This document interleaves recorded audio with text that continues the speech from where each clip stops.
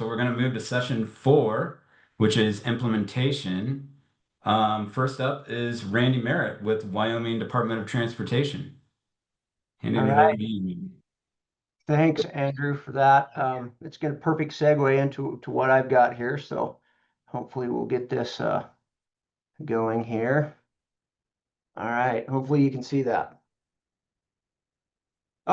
So I'm Randy Merritt from the Wyoming Department of Transportation. Just kind of talking a little bit about some of the challenges that we see. As you know, a lot of the high visual fences are along roadways.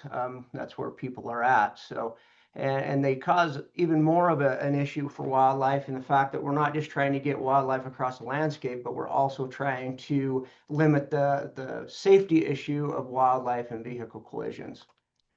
So first of all, Wyoming is a fence-out state. I'm sure everybody here knows that, but what that means for us is we are required by state statute to fence livestock off the roadway and limit that life safety issue of traveling motorists. So if the real balance is the fact that if a fence is not a barrier to livestock, it's really not doing its job. So trying to find something that is a barrier to one animal that is not a barrier to the other. And Andrew, you talked a lot about that. The other part that's a challenge to us is every landowner operates their land differently, depending on what forage is out there. Maybe they're feeding them, depending on those types of things. Livestock are a lot like people. The grass is always greener on the other side of the fence. So that's where they're trying to get. Depending on where water is, and then seasonal timings of how they're using their rangeland. And of course, as we've seen today, different livestock requires different fencing needs.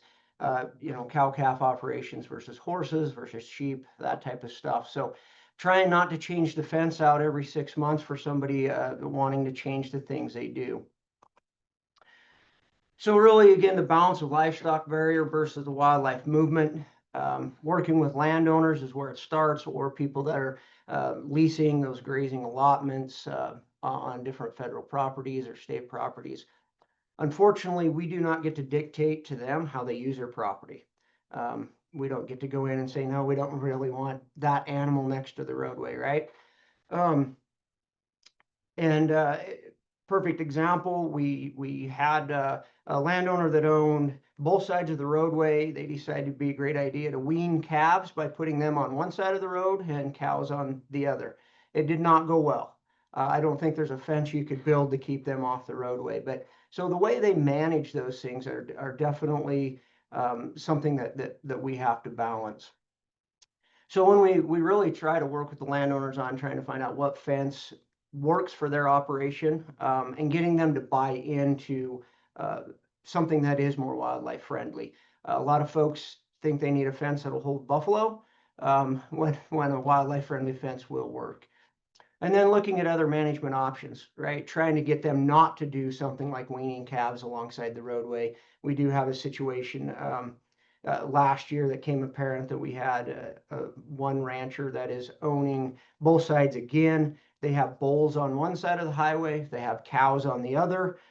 You all can imagine how well that works. And so we have to have a fence that is not wildlife friendly. It's definitely more of a barrier fence. So what other things can we do in there? Where can we provide these openings, these gaps, these other things? Maybe it is seasonal and then that type of stuff. Looking at those partnerships, how do we make those seasonal things work? If you're trying to open gates or trying to remove bars from some of those crossing locations, can we get some, maybe different underpasses that are already there for stock, those types of things. And then something that we have found over time is if we just go out and full-blown modify every stretch of fence along a highway, sometimes that's not what we want either. If we're removing a fence that is more of a barrier and making it very permeable in an area without good sight distance for drivers, we do see animals start to cross there, which is great, except for they're getting hit on the roadway. So trying to manage that of making it available to them, but maybe not making certain areas available to them because then they pose a much higher risk out on the roadway because of that sight distance. And then the next step that we get into is, do we go to more of an exclusionary fence and grade separated crossings? And what really drives that? Again, you're looking at roadway volumes, the roadway speed, and wildlife population. Are we wanting to take away maybe some of the ecology out there and spreading these animals across the landscape, and pinpointing them to certain crossing locations? What is that habitat loss or the use of some of that land compared to what we would see as far as mortality because of wildlife vehicle collisions?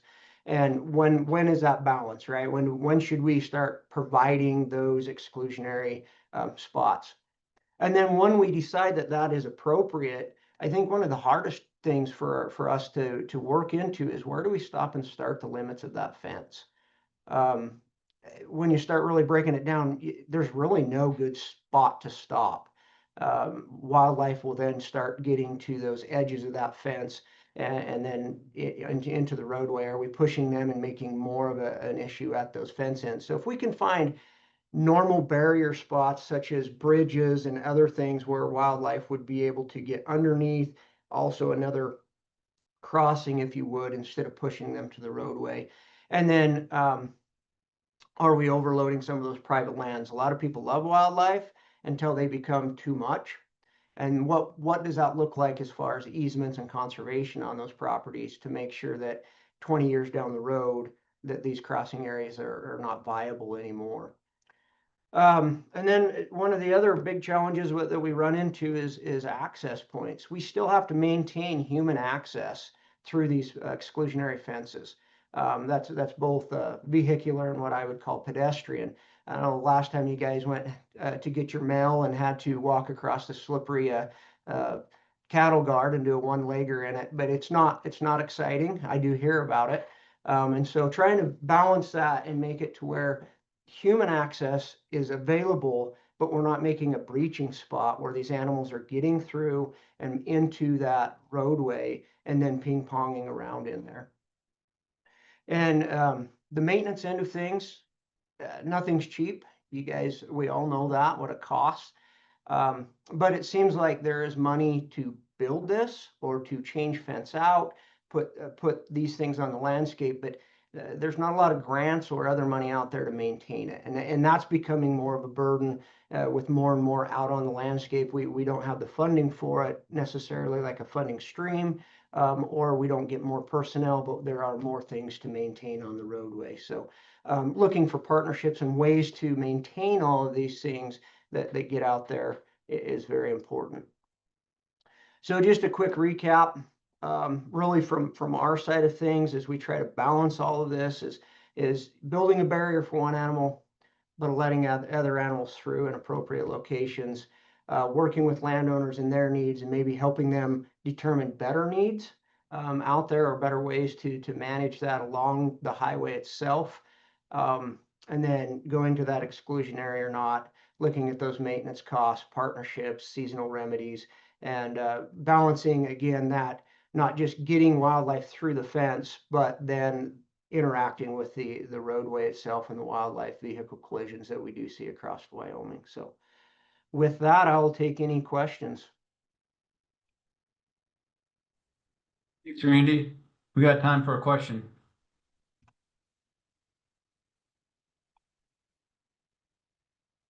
Ryan asks, who's the best contact to discuss possible partnerships, adopt a fence with WYDOT? So we're broke up into 5 districts, and so depending on which district you're in, it would be one of the district staff there. So if you want to reach out to me, I can provide my contact information and get you to the right person in each district, depending on where you're looking for. Thanks, Kimmy. If it's a quick one, let's go for it. Yeah, it's quick, kind of. So across the state, Randy, is there kind of consistent WYDOT game and fish coordination and similar fence information being provided to landowners when new highway fences are put in? I would love to say yes, but I'm going to say no on that. A lot of it is since 2017, we've gotten way better with the summit that we had in Pinedale, but it's really fallen down to person to person, and the way we go about doing that. We do have policies WYDOT that we go out and we scope with the landowner when we're looking at right-of-way fences. But a lot of it has fallen to individuals in those areas between the biologist and the game and fish, the NGOs in the area and WYDOT. And I would say we don't have consistency even just in my district across from biologist to biologist either of what should be put in. So that's been a very difficult situation too, Kimmy. Thanks so much. Appreciate your time, Randy. Let's move on. Next up is Dale Woolwine. He's with USBLM. All you, Dale. All right, so I'm Dale Woolwine with BLM here in Pinedale, in the Pinedale field office, and you know, in this summit, I've heard a lot of stuff talking about big game, ungulate migration, winter range, and I've heard a little bit of touching on sage grouse, but I just wanted everybody to not forget about the other critters that we're talking about. So here you have a few pictures of sage grouse collisions that we've taken. So everybody knows sage grouse hit fences. Around 2009, markers were started to be used quite a bit to mitigate that. Markers can reduce stuff from 50 to 80% effectiveness. And so have we already dealt with this problem? Well, the new news is in our database here in Pinedale, we have over 1,200 sage grouse collisions, and that's primarily from 2000. Hang on, it's 2009 to 2010, I think. So we have 694 collisions on already marked fence. So with those markers, that's what we've got. We have the worst fence that I know about, 99 collisions in 7 months on a single fence. That is with markers, and that's depicted in the map on the left. We have an additional 260 collisions from other data sets, not in our personal or not in our BLM data set. And we know of about 8 other fences in our field office that are similar in that severity. So no, we haven't really solved that problem yet. So what have we done? We've kind of been relegated to dropping fences. We've partnered with Jackson Wildlife Foundation and others, and currently we've got over 20 miles of drop fence that we're raising and lowering seasonally in some fashion for sage grouse. It is pretty labor intensive, but it's a pretty simple process, and once you get it done, it's not hard to raise and lower those wires. And most of the time when you're in sage grouse habitat in the upper green, you're either in big game migration or in winter range. And so in the same time frame that we've been doing that, we've been working on some crossing structures and other drop fence things for big game. We've got over 55 structures we put in since 2016. That consists of X gates, sliding rail gates, paired traditional gates, muley fanatics gaps, and others. We've had some success with all these different types of gates. We've had more initial hesitancy than we really thought that we would see, but it seems like stuff learned to use those structures over time. The drop fences are definitely the most effective, and then followed by the X gate, which you can kind of see on the left bottom with the deer jumping over. One thing we don't really know is how many critters we're deterring. We've got some success, we've got video, things like that, but we don't know about the critters that are moving over to the side and crossing the fence, not at our crossing structures. And the crossing structures themselves, it's a pretty good way to increase permeability if you don't have a lot of money. If, everybody knows that fences are expensive. Some things cost hundreds of thousands of dollars just to do a fence. One I would like to kind of focus on is the X gate. It's kind of been the one that showed the most, has been the most effective. So it's definitely showed less hesitancy for deer and pronghorn. We haven't seen any breaching by cows so far, other than just a few calves. The initial design had a barbed wire going over the top of the X, which you can see on the right. We did have one fawn get caught in that with its back leg. which got out, within a couple minutes. And so since then, we've removed that top wire. The thing with this structure and another one that we can talk about a little later is that you don't have to go open and close these seasonally. One thing too is we don't know how long these things last, these X's that we twist into the fence, maybe in 10 years, you might have to go in and redo those. Just a few more examples. I want you to look at this video here and look at these antelope that are going, and here a couple will go under wires that are not even there. And so we've seen some really unique behaviors in some of these. Some of the pronghorn won't even go through these initial open gates with nothing there. They'll come and back out, and some of them will come through a little bit later, but also different crossing structures here down on the bottom left. We have a sliding rail gate that shows a lot of use. Top right, what we call a slip gate, that is showing quite a bit of use. These over here on the top right are nice in the fact that you don't have to open and close those as well.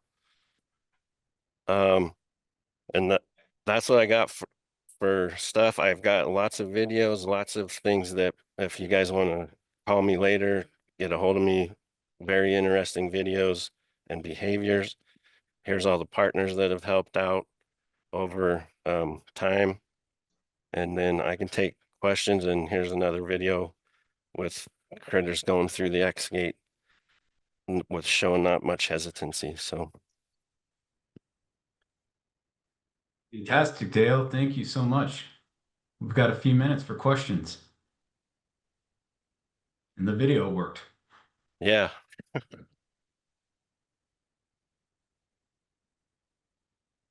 You mean? Yeah, I guess this is kind of less of a question, but one, thank you, Dale, for this presentation and for all your work.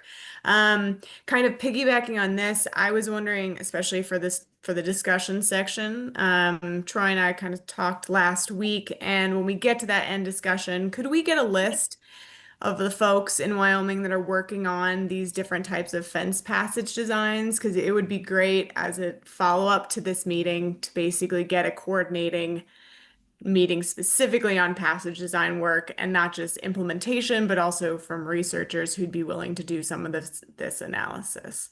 So less of a question, more of a comment. And thanks again, Dale. Yeah, and I would agree with you. We've done work here, and we've heard of people doing stuff or even using our designs in other places, but then we don't ever really hear back what they've seen. So that would be helpful to know what things are working in other places and things like that.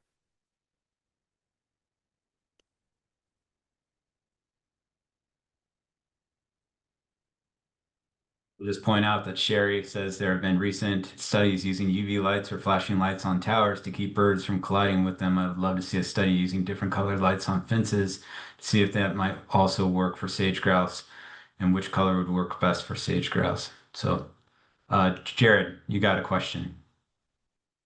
Yeah, Dale, thanks for the talk. And I was wondering, it might be you or others answering this, but when and in what context are folks deciding to not fix, let's say, a mile of fence and instead put a few crossing structures in there? Like what is the context and the thought process right now for making that decision for groups? Well, I mean, for me, when I find a problem area or someone, comes up with one, calls me up and says, hey, this fence is really bad, I just try to start from the bottom up. I know a lot of people, like you guys are talking about, prioritizing from the top down.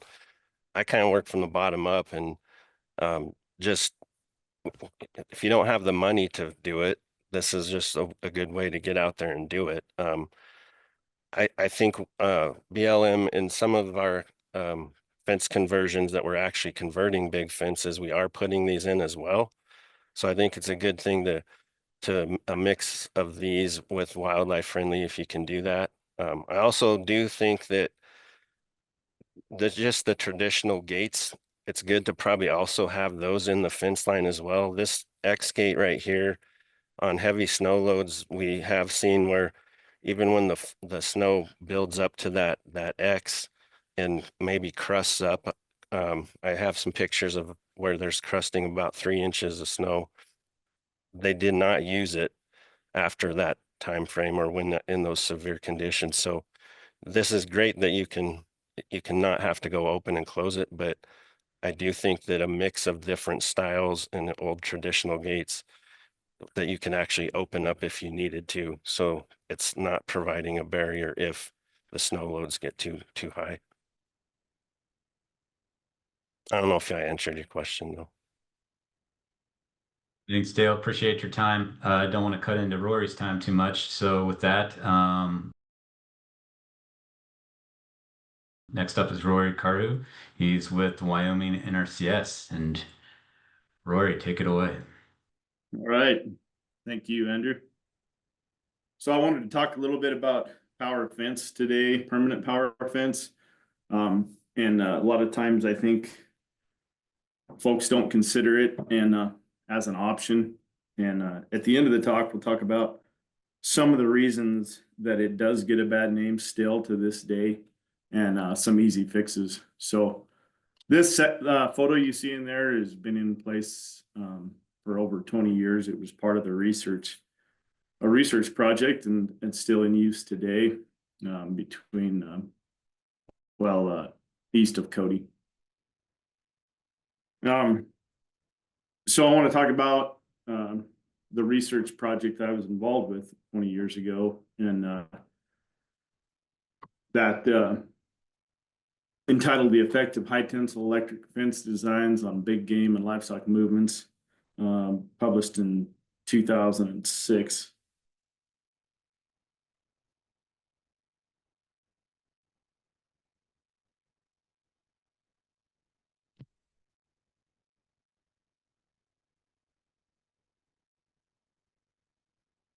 So we used infrared activated video cameras and direct observation to evaluate the effects of 2, 3, and 4 wire high tensile fence designs on elk, mule deer, and pronghorn movements. In addition to that, we also tested the effectiveness on domestic cattle, and that was the 2 wire and the 3 wire design. And we also tested it against bison, and we looked at the 3 and 4 wire design. The shock energy on all of these fences range from 0.5 joule to 4.5 joules.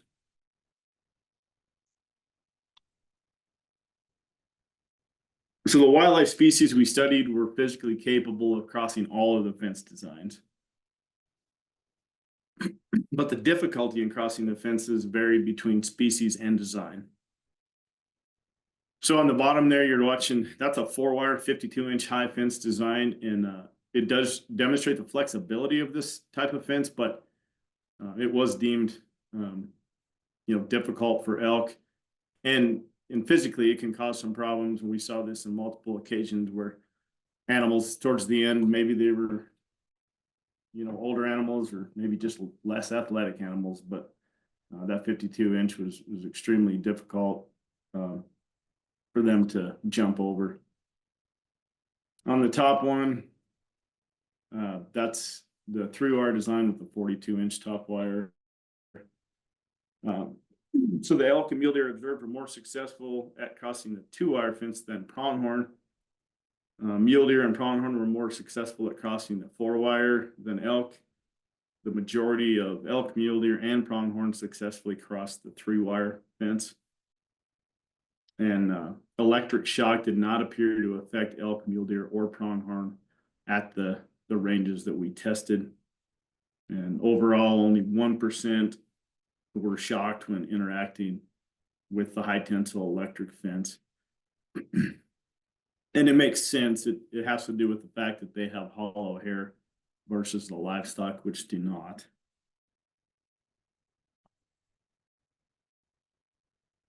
So for domestic cattle, as I said, we looked at the 2-wire and 3-wire fence. We was near 100% effective in calf and bull separation tests. Bison were successfully contained by both 3-wire fence and 4-wire fence On this video, this is a water gap, so it was a high pressured situation.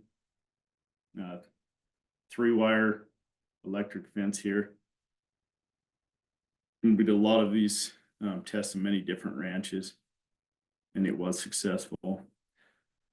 The thing about bison is, you know, if they are spooked or they can jump just about any fence you put out there. And we recognize that, but in the situations that we tested, it was very successful. On the bottom left, that's the design I'm talking about. I see that says 10 inches there. That's incorrect. It's 22, 32, 42 with a hot ground hot design. The posts are fiberglass, solid fiberglass rod between 3/4 and 1 inch in diameter. And it's between 40 and 60 feet between posts, average around 50 feet. So we still recommend that 3-wire design, but some things we've learned, failures that we've seen is solar energizers compared to mains energizers where we're plugged into a 120 outlet. You know, you have batteries go bad, periods where there's no sun, you freeze batteries. So we prioritize the use of mains energizers whenever possible. And also install the most powerful energizer you can afford.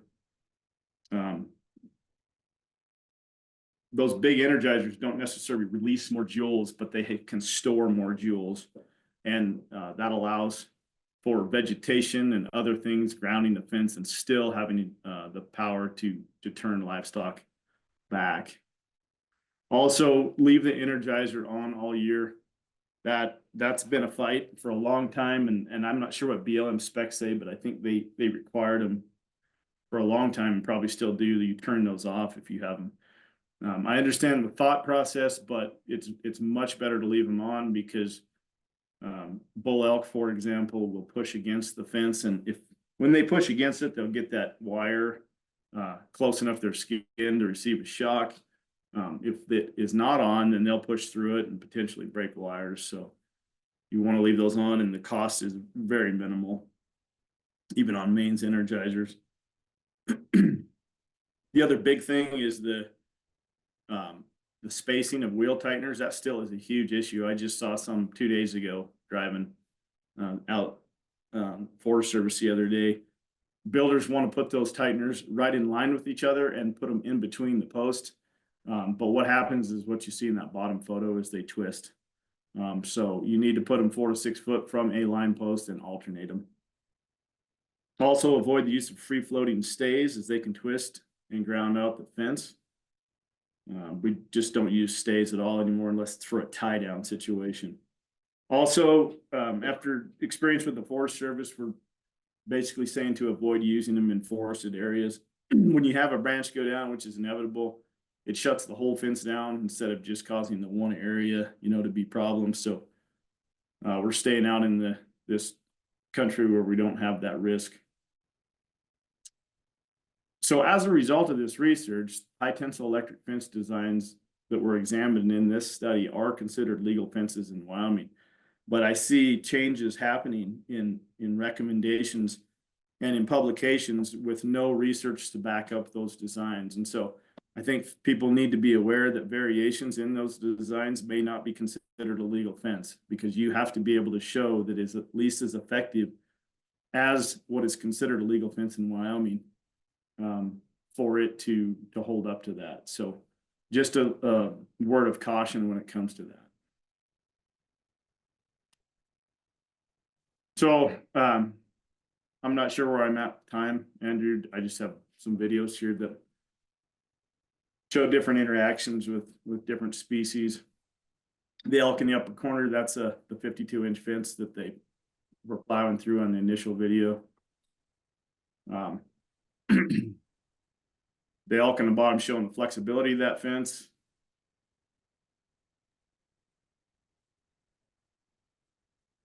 Pretty neat.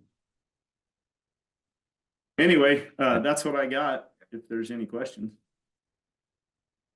Yeah, Rory, we might have to save questions for the discussion period, but thank you for that presentation. Super insightful. You bet. Okay, we're going to continue on. Next up is Shari Meeks. She's with Ricketts Conservation Foundation.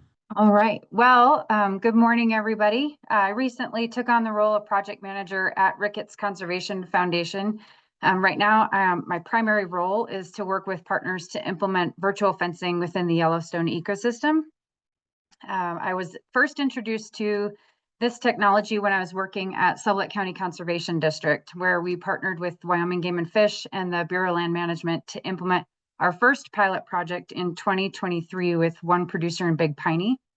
And then in 2024, the Conservation District was able to fund the pilot and 2 additional producers, extending virtual fence learning from private and BLM to include our Forest Service lands. Those projects, coupled with the attendance at a variety of workshops, learning events, and collaborations with partners in the region, have kind of given me the insight that I'm going to share with y'all today. So for the remaining 6 minutes that I have your attention, we're going to briefly cover the technology of virtual fencing, do a brief comparison of the companies, as well as cover some applications that have conservation benefits and some considerations to make when you're determining if virtual fence is right for your project. So the top diagram depicts the communication relay, where livestock are fitted with the collars that have both GPS and cellular technology within them. The GPS technology uses positioning data from the livestock and relates it to the virtual fence that was programmed within that software application. Through cellular technology, those virtual fences are relayed using base stations to update collars with additional defined boundaries. The bottom diagram shows how virtual fence works. The boundary or the virtual fence is defined by the producer, as I mentioned, through that software application. As the livestock reach the boundary of the virtual fence, an auditory stimulus, which is really a series of loud beeps, emits from the collar. If livestock continue traveling in the direction of the virtual fence, they will receive a shock. If they turn back, the sound stops and they don't receive a shock. Livestock typically will demonstrate their ability to rapidly learn this technology and their responses to it through a 1-week training period. Sometimes the companies recommend it to be a little bit longer. So as a result of implementing virtual fence, you can obtain heat maps, point data for each animal, and other livestock analytics depending on the software that you choose. Here's some screenshots of a project that the Ricketts Conservation Foundation had partnered with the Conservation District, the Forest Service, Upper Green Sage Grouse Local Work Group, and Roberts Cattle Company in 2024. The permittee utilized this software in a variety of ways. The first example is where they created an alley to move livestock from one pasture to another. That software allowed for livestock location updates, and the virtual fence allowed for deferred grazing on the other portions of the pasture. Heat maps give us an idea of livestock distribution and is a valuable tool to determine the areas of the pasture or allotment that don't necessarily get grazed, or which areas get grazed the hardest, which can also lead to modifying those grazing rotations and identifying range improvements that may be in need to facilitate livestock distribution. And lastly, you can create exclusion zones, which is another opportunity, keeping livestock out of whatever kind of areas that you want to exclude, whether that's water or something else. There are currently 4 companies that are commercially available in the US, and there are similarities and differences among them all. I highly encourage producers to inquire first to determine the greatest likelihood of the company that's going to work for their operation. So we'll quickly go over just a comparison of the companies. Here's the comparison of the collars. The Vents collars are the only collars on the market that do not have solar technology. They rely on batteries. No Fence started in the sheep and goat business and has now expanded into cattle. Halter is the only collar with flashing light technology, which personally piques my personal interest for use as maybe a predator deterrent in the future. All collars have some sort of breakaway, so if the animals get stuck in a tree or a bush or whatever, they snag it on each other, the collar will release under approximately 500 to 600 pounds of pressure. Again, the base stations all have very similar designs with a solar panel, battery, and communication box that will connect to the local cell tower. No Fence and Gallagher can both work without base stations. They simply rely on existing cellular networks, where Vents and Halter both require base stations at this time. And I really appreciate this side-by-side brief comparison of companies that Arizona State University did. Some of these companies prefer different herd sizes to work with and have different software technology for communication and setting virtual fence boundaries. Where the major differences exist are in price point. Gallagher and No Fence are both a one-time fee per collar with additional data costs, where Halter and Vents are subscription-based, where you pay the fee per collar per year. Each company offers various levels of support, and they all will help you get off the ground and running with livestock training. In areas where cell technology does not have consistent coverage, base stations are typically required for the operation, and thus the companies will provide what they call a coverage map, and which is a recommended count of the base stations needed in order for your project to have success. So how do we apply the technology to receive conservation benefit on the ground? Reducing physical infrastructure leads to increased landscape connectivity, benefiting a variety of wildlife. Creating exclusion or inclusion zones will help to protect sensitive areas or allow for targeted grazing in a variety of scenarios. Knowing livestock location and livestock analytics can lower risk of predation in some areas, and perhaps also cue the producer in on livestock habits and health, or even respond quickly for carcass removal, potentially reducing conflict risk in highly recreated areas. And of course, the best way to manage for landscape health is to increase your control of timing, intensity, and duration of grazing, potentially increasing livestock gains if managed appropriately. Additional conservation benefits, I've tried to list many of them here, but I think there's just so many more that we don't even know yet. As we've implement this technology, new things new benefits keep popping up. So lastly, there's also a lot of things to consider when incorporating virtual fence into a project or wanting to implement it as a producer. Grazing rules and directives must be updated, and permits must have that flexibility to implement this technology for its greatest benefit. Consistency and coordination among our federal agencies will be imperative, especially for producers that operate on one or more land ownerships. More and more NGOs are developing cost share opportunities and grants to fund projects like this, but finding a sustainable solution for long-term implementation and ongoing costs is going to be pivotal. The products are going to change rapidly over the next several years, so coming together to minimize waste of base stations and collars will also be important. I don't think we want to be environmentally conscious in one space and completely ignorant in another. So lastly, we must be patient with producers that do want to implement virtual fence. The learning curve is high, and based on my experience, I would give them at least 2 years on any project to learn the technology before making any significant grazing rotation changes or removal of fences, etc. Of course, this will vary depending on the producer's comfort with the technology. Honestly, virtual fence technology is absolutely fascinating and it's evolving quickly. Its conservation benefits and potential for livestock producers has only started to be explored. This may not be the silver bullet for every operation or every need, but it is an amazing tool that has some incredible potential. While this was a very quick overview, it's my hope that it gives you kind of a better sense of the technology itself and some of the benefits that we see currently to the user in the landscape. I'm open for questions if there's time. Shari, thanks so much for your presentation, and maybe you could put your email in the chat just so we have it. Just in the interest of time, I'm gonna continue on, or maybe we could discuss virtual fencing more during the discussion period, but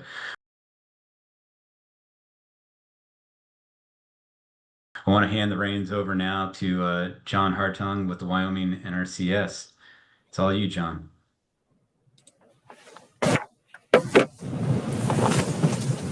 Yeah, thank you. Get this up here. Can we see me? Can we see it? Can you hear me? Nice. Good. Well, good morning, and appreciate the opportunity to talk about NRCS and virtual fence and the conservation planning process. Like Andrew said, my name's John Hartung. I'm the State Rangeland Management Specialist located in Casper with NRCS. NRCS is a technical conservation agency, and we address natural resource concerns, meaning soil, water, air, plants, and animals, resource concerns.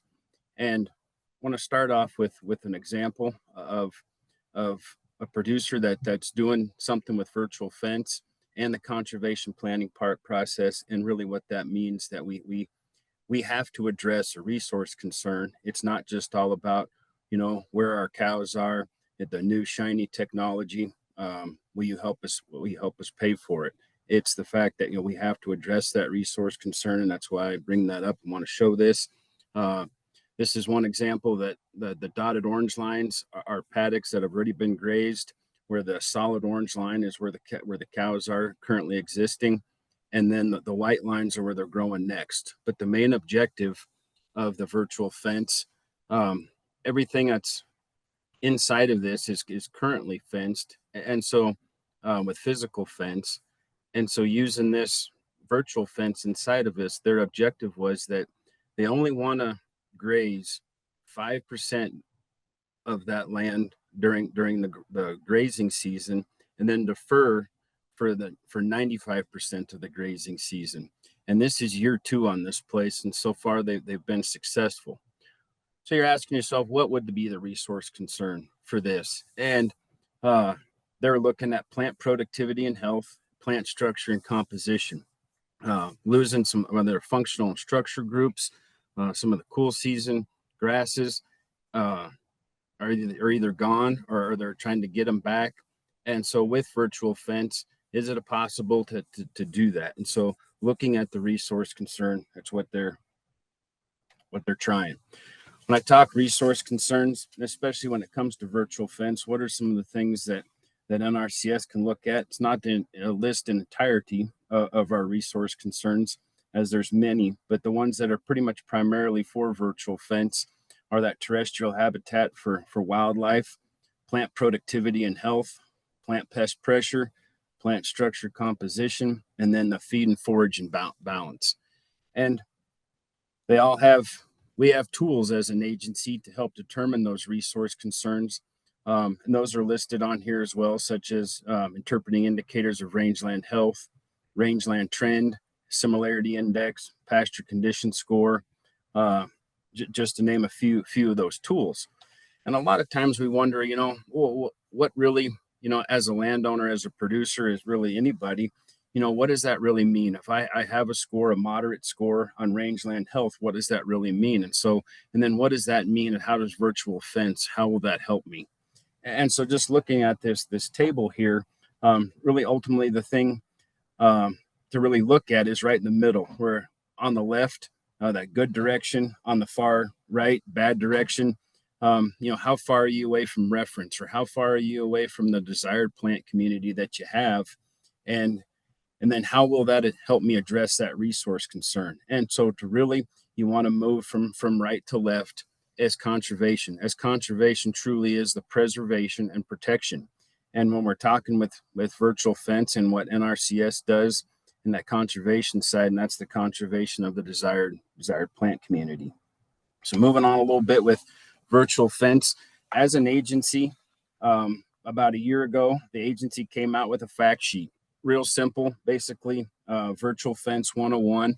And I know Shari already went through a bunch of this and part of it really of how virtual fence works. Not going to talk a whole lot about it, but for interagency people, to help teach us really what is virtual fence as it was really coming out at the time.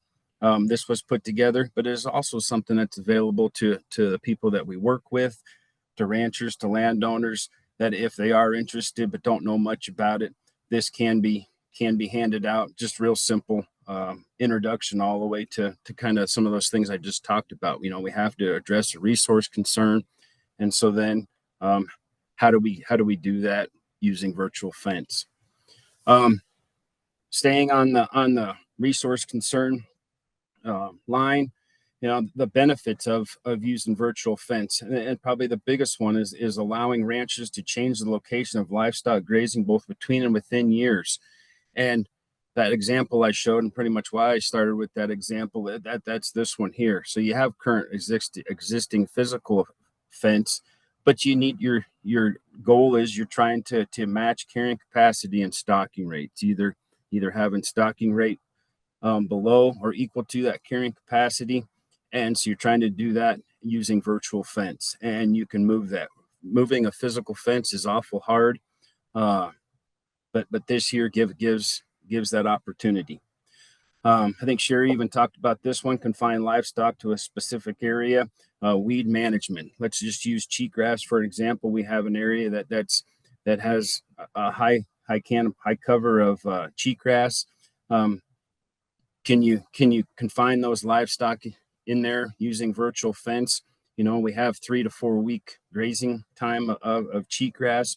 Maybe we can do something using virtual fence to work on that cheatgrass. Then post-fire wildfire grazing management, post-conservation practice grazing management, really the same type of thing. You have a critical area planting.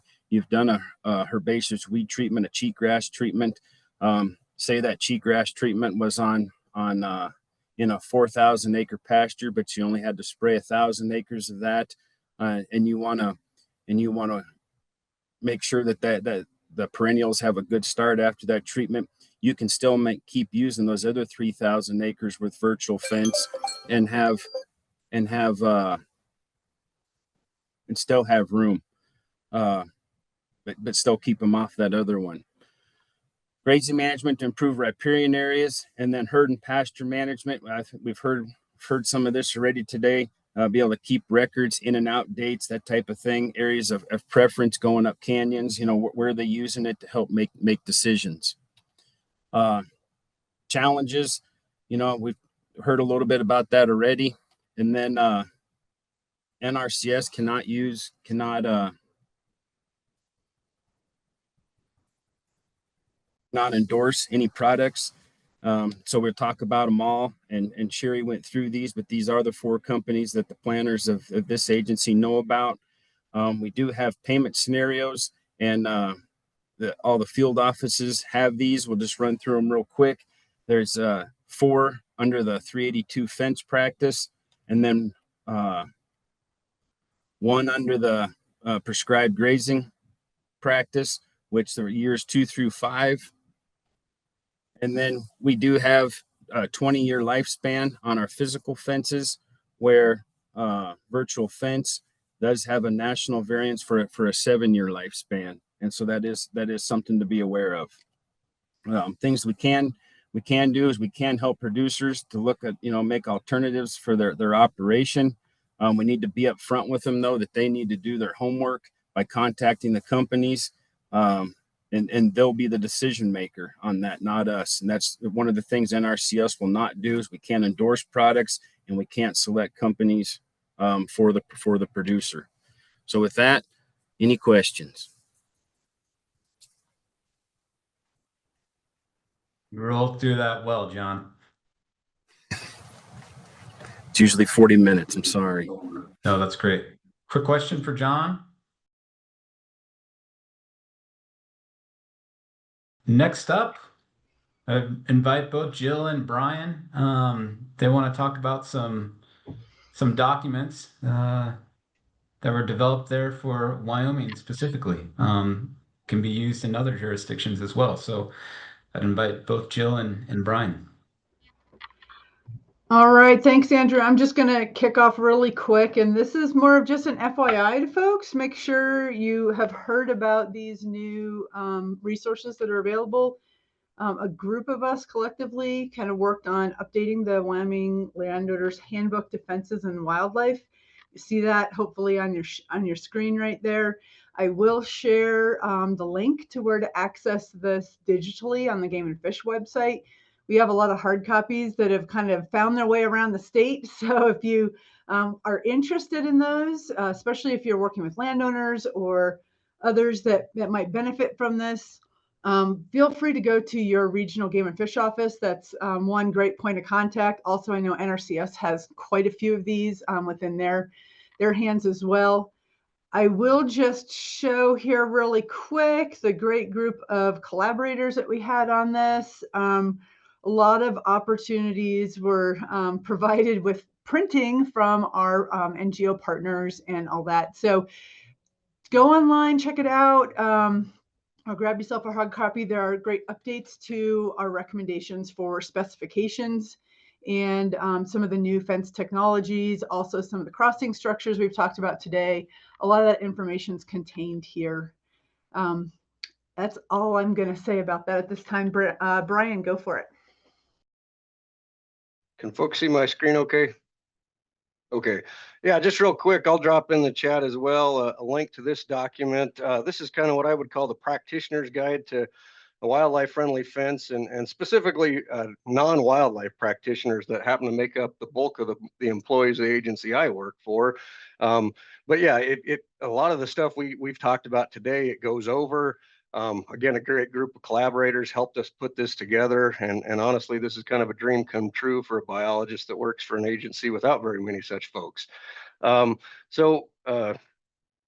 What this does, I'll provide that link. It goes over that basic information, life history information about some of these species, the physical capabilities of them with regard to crossing fence, those types of things, considerations related to that. And then it ultimately ties it all back into the 9 steps of conservation planning that NRCS has used as an agency for 90 years now. There's that 9-step process that we use. I'd encourage you to look at it and utilize it in your personal life. But then kind of the overlying idea is also this avoid and minimize, mitigation type practice to try to get our planners to think about that and what they can do to address this resource concern on the landscape. Just real quick, there's kind of how it's broken down within our 3 phases and 9-step process, kind of what's in there, what's not. I'd encourage you to take a look at it. Might be helpful. Similar to the other guide, it includes all kinds of recommendations on fence designs, those types of crossing structures, some of the other things we've talked about as well. And I would highlight that in the appendices is actually that prioritization that Troy talked about earlier today. Ultimately, though, I think the real goal of it is to get our planners or we tend to, as an agency, kind of work at that ranch scale, work with an individual landowner, start thinking at this broader scale about, much of the things you guys have been talking about today, the vast knowledge we have about big game in this state. How do we apply that to the local level, and then ultimately down to a particular fence? It's been well received. It's been spread throughout the West and even the Midwest a bit. I'm always proud that Wyoming's been kind of first and foremost on all this stuff, but we kind of spread the gospel around the West as we can. And that's all I've got for you on that.